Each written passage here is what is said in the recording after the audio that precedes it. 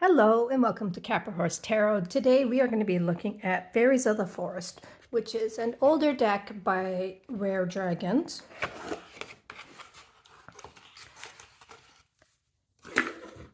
So it came in that nice little box, and within that box it is wrapped in a nice velvet bag. So I do believe the velvet bag was a limited edition type thing. She had a special sale on and also got those bags for a really good price, so added them into her regular sales. So this is the backing of the Fairies of the Forest. It's a very nice backing. And let's go through the deck. So now the deck, you may notice, has the card pips on it, so you can use it as a playing cards.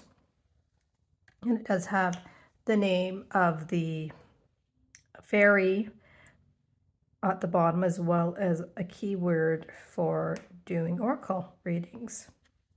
Now this deck is a standard size tarot card.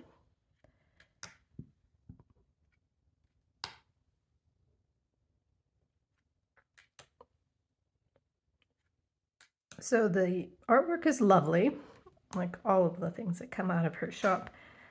Yet this is an earlier deck, so you may notice that some of her artwork is a little bit more simpler. She'll be the first to admit that she has grown quite a bit as a artist over time.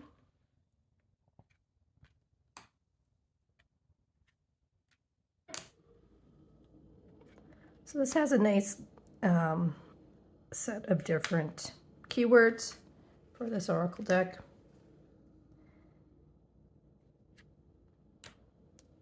A nice variety of different forest fairies.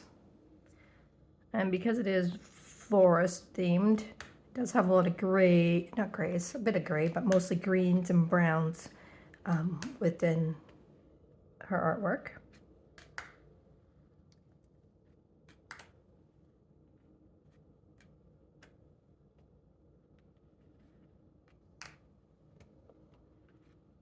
So I've had this deck now for a few months, and I have used it. I think it works quite well. So you know, there's a few that aren't, because there's more than the 50 to 54 cards in a playing deck in this deck. So there are a few that do not have a pip number.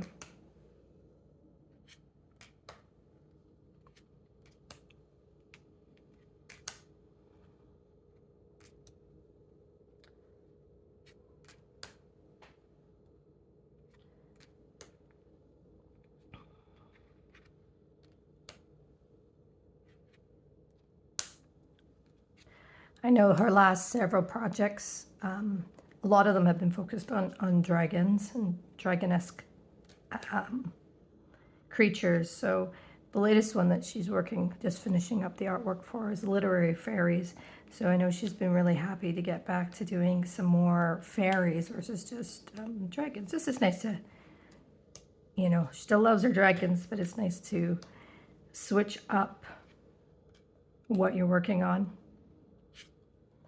Now, if you haven't had a chance, you can check out her website, which is raredragons.shop. She's also quite active on Twitch. She streams quite regularly, you know, I'd say. She probably averages once a week, but there's some weeks where she does a little bit more, and there's some weeks where she doesn't, just because of doing different conventions and things like that. It just seems kind of nice. You get a bit of a preview of her projects. You get to have a little bit of a say, maybe in your colors or what she works on next. Even some of her themes that she works on, or some of the card ideas as she goes through. It's kind of a nice little public or small group brainstorming. So overall, I really like this deck. Like all of her cardstock from her decks, it's nice and flexible, so it's easy to shuffle, but still sturdy. The decks that I've had that I've had for quite a while. I've used quite regularly. Show very little wear, if any. I find maybe the dark card, you know, where it's really dark, you'll see a little bit of wear. But overall, they stood up really well to usage.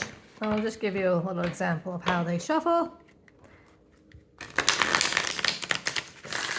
So as you can see, they shuffle really nice.